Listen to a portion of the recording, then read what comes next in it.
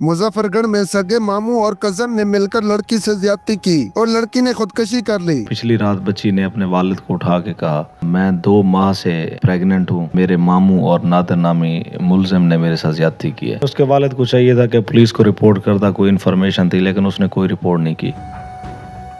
हसनैन भाई बताइएगा कि ये मुजफ्फरगढ़ का एक थाना है मीर हज़ार, वहाँ पर ये एक निहायत ही अफसोसनाक वाक़या पेश आता है। इसकी तफसील बताइएगा, ये कैसे वाक़या पेश है और क्या इसका बारे में आप जानते हैं?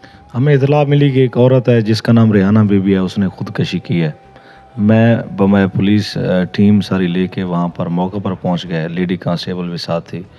तो हमने वहाँ पे चेक किया तो बिल्कुल औरत की डेड बॉडी पड़ी थी वहाँ पे। तो इलाके से तहकीक तफ्तीश की कि इसके वजह क्या है इसके पीछे।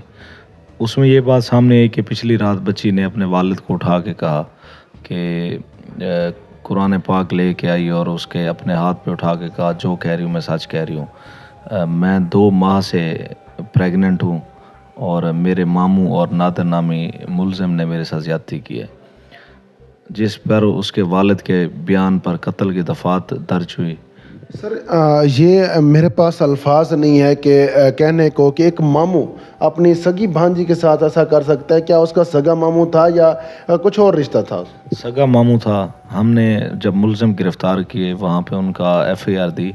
उसके बाद DNA के लिए हमने दोनों मुलजमान को उधर PFSA में उनका DNA करवाया और डॉक्टर साहब ने भी इब्तदाई जो मवाद था उसको भी PFSA भिजवाया था। अब वहाँ से जो मैच होगा और जो शहादतें हैं उसकी रोशनी में फिर उसको मुकदमे को यकसू किया जाएगा। सर बताइएगा कि इस वाक़े के बाद कितनी देर बाद आपने मुलजमान गिरफ़्तार कर लिए और कितने मुलजमान आपने गिरफ़्तार किए? फ़ौरन ही मुलजमान मौके पे जाके गिरफ़्तार कर लिए। 2 मुलजमान थे, रफ़ीक और नादिर जो मुलजिम है, ये 2 मुलजिम थे, ये मौके पे गिरफ़्तार हो गए।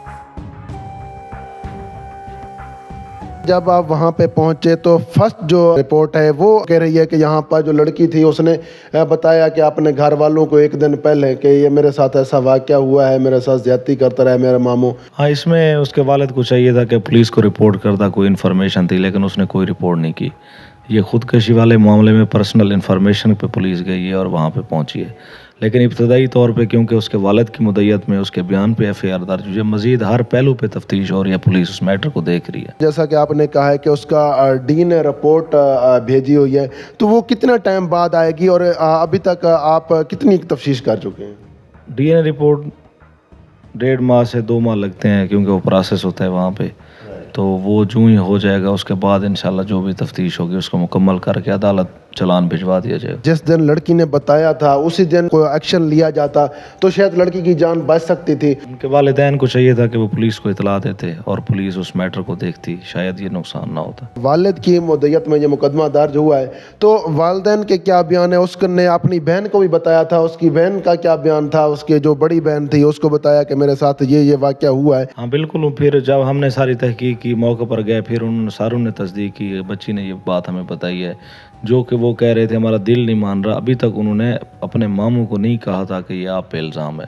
फिर ये जब पुलिस के सामने केस खुला तो पुलिस ने जब बयान लिया तब ये चीज़ें सारी खुली। FIR हुई है, उसके मुताबिक वहाँ पर जो दफ़ा दर्ज होनी थी वो 376 लगनी थी, लेकिन वहाँ पे तो कुछ और दफ़ा लगाई गई। तो इसके बारे में बताइएगा सर। कत्ल की दफ़ात लगी और मौके पे ही मतलब मुलायजा मौका जब हुआ उस पर 376 की दफ़ात भी लग गई थी। जो ऐसे वाक़यात रूनमा हो रहे हैं तो इस पर कैसे कंट्रोल किया जा सकता है? ये निहायत ही दिलखराश वाक़या है कि ये इंसानियत शर्मा जाती है इस वाक़या देखकर। इस बारे में क्या कहेंगे? इसमें सबसे पहले तो कोई ऐसी चीज़ हो तो पुलिस को इतला देनी चाहिए। अगर खुदकशी का मैटर था उसमें पुलिस को इतला देनी चाहिए थी, लेकिन हम अपनी इन्फॉर्मेशन पे गए।